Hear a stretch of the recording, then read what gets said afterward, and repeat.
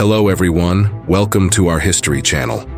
Today we are going to discuss a very interesting and controversial historical topic: the differences between the historical King Zhou of Shang and the legendary one, and how we should objectively evaluate this stigmatized ancient monarch.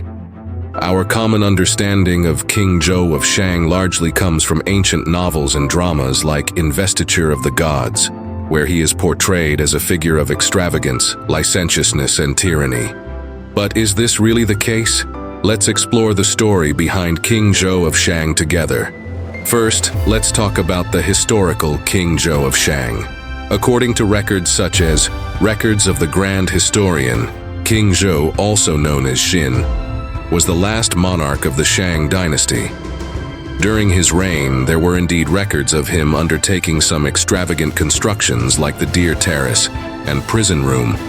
But there is also evidence that he tried to govern diligently and improve administration. Next, let's look at the legendary King Zhou of Shang.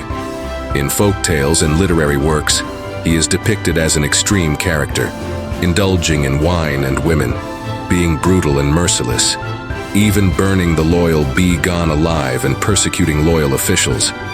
These stories have deepened people's negative impression of him. So, where do these two images differ? In fact, the historical King Zhou may not have been entirely the worthless tyrant he is often depicted as. Ancient historical records often contain the author's subjective colors, and the victors are usually the ones who write history.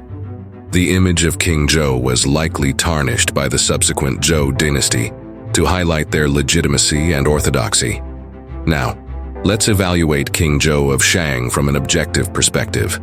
First, we cannot deny the issues of excessive luxury and some tyranny during his reign.